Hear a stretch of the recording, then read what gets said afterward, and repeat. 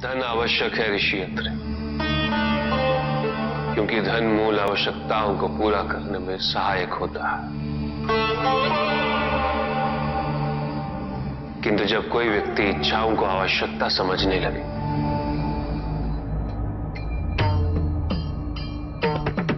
तो धन कितना ही क्यों ना पर्याप्त नहीं होता,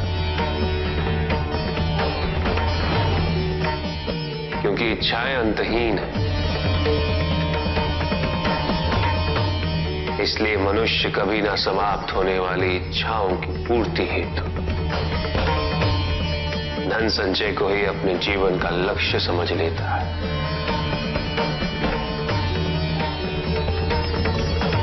वो लोभी बन जाता है।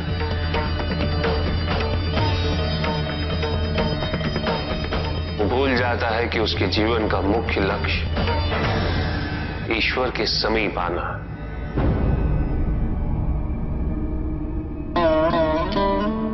ऐसे लोभी व्यक्तियों को अपनी मृत्यु के समय भी यही दुख रहता है कि उन्होंने क्या कुछ नहीं पाया, क्या शेष रह गया। ऐसे समय में वो एक क्षण के लिए भी ईश्वर का स्मरण नहीं करते। अपने जीवन की निरर्थकता और व्यर्थता का बोध नहीं होता। मिलना चाहिए। धन चाहे कितना भी हो ऋषि अत्रि, मूल आवश्यकताएं तो केवल उतनी ही। तन ढकने के लिए वस्त्र, पेट भरने के लिए आहार और शरण के लिए भवन। इन आवश्यकताओं के पूर्ण होने के पश्चात जो भी है वो इच्छा है। धनी व्यक्ति के पास जो भी अतिरिक्त धन होता है वो उसे दान करना चाहिए, उनके उद्धार के लिए जो अपनी मूल आवश्यकताओं को पूरा नहीं कर सकते।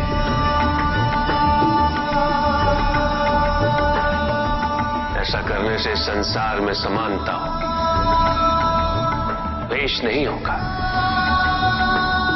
सद्भावना बनी रहेगी। किंतु कुछ व्यक्ति इस तथ्य को समझ ही नहीं पाते। उन्हें अपने एकत्रित किए हुए धन से इतना मोह हो जाता है कि वो उसका एक अंश भी किसी और को नहीं देना चाहते।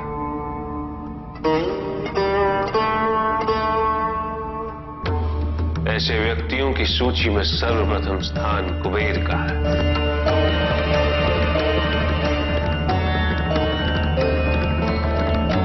इस संसार में सबसे अधिक धन उन्हीं के। शक्तिशाली बनना अत्यंत कठिन है, किंतु उससे भी कठिन होता है शक्तिशाली बने रहना। और इसके लिए आवश्यक है कि हम शक्तियों से प्राप्त हुए उत्तरदायित्व का सम्मान करें।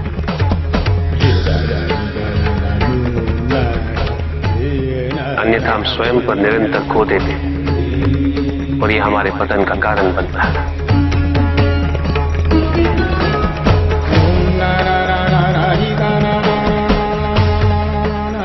युद्ध में की गई भूल और उपलब्धियों से कुछ न कुछ सीखना आवश्यक है कार्तिक।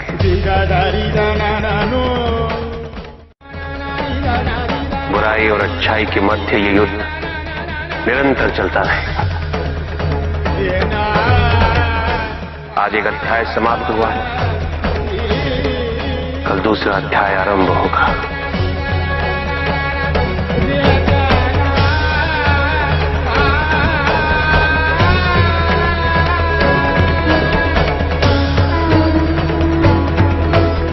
जब तक इस समस्त संसार में बुराई है तो अच्छाई भी होगी,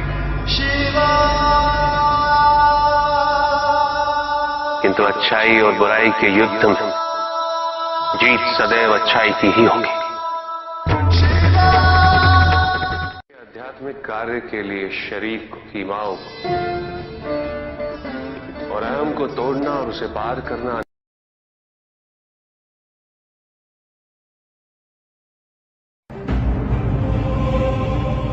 तो मेरा अपराध क्या है प्रभु?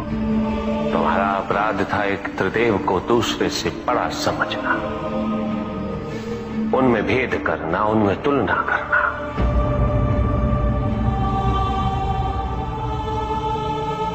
यही थी तुम्हारी भूल। तुम ये समझने में असफल रहे कि त्रिदेव तो एक है, समकक्ष, कोई भी किसी से बड़ा नहीं और कोई किसी से छोटा नहीं, कोई भी किसी से अधिक महत्वपूर्ण नहीं और कोई भी किसी से कम महत्वपूर्ण भी नहीं। तुमने जो कुछ भी किया वो भक्ति नहीं थी निकस। भक्ति के नाम पर किया जाने वाला अहंकार था वो कि तुम्हारे आराध्य सबसे महत्वपूर्ण है। कैसे भक्त हो तुम मेरे, जो ये भूल गए कि तुम्हारे आराध्य के भी आराध्य नारायण।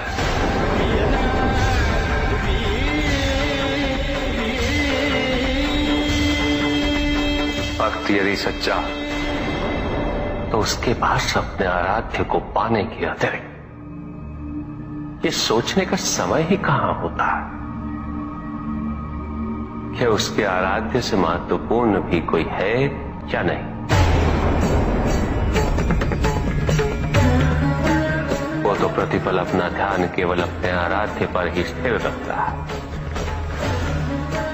और जब ऐसा होता है दिग्गज तो ना तुलना होती है ना प्रतिस्पर्धा होती है और ना ही किसी प्रकार की कोई ईर्ष्या होती है। बात तो केवल आनंद की अनुभूति ही विद्यमान होती है।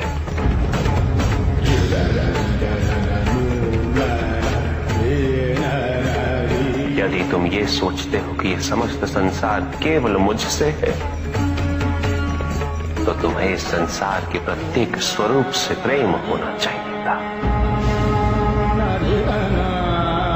तुम्हें इसके कण कण में मेरी अनुभूति होनी चाहिए थी। तब भी किसी प्रकार का भेदभाव तुम्हारे मन में उत्पन्न नहीं होता, किंतु तुमने ये प्रमाणित कर दिया निकास कि अपने आराध्य के प्रति तुम्हारी भक्ति वो भी अधूरी थी, अपूर्ण थी।